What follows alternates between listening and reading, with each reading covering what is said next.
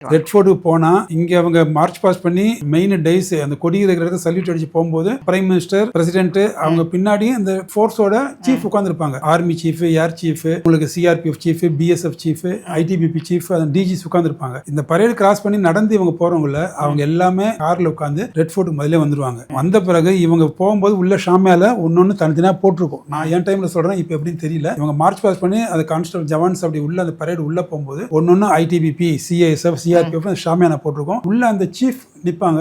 இந்த ஜவான் வரும்போது அவங்க வெல்கம் பண்ணுவாங்க. அந்த இடத்துல ஜவான் தான் ஹீரோ. இவன் உள்ள மார்ச் பாஸ் அவங்க கை கொடுத்து உள்ள கூப்பிட்டு உட்கார வச்சு படாக்கானா, மிலிட்டரியில வந்துட்டு படாக்கானாங்கிறது பெரிய விஷயம். அதாவது பெரிய சாப்பாடு. படானா பெருசு, கானானா சாப்பிடுறது. படாக்கானா அங்கேயே அவங்களுக்கு சாப்பாடு வச்சு அவங்களோட உட்கார்ந்து இவங்க சாப்பிடுவாங்க. டிஜிஸ் அன்னைக்கு டேட்ல ஹீரோஸ் வந்துட்டு நம்ம ஜவான். இன்ஃபேக்ட் அது அப்ப பாத்தீங்கன்னா உங்களுக்கு கர்நாட் பிளேஸ் அந்த ரோடு பர்டிகுலர் ரோடு இருக்கும்.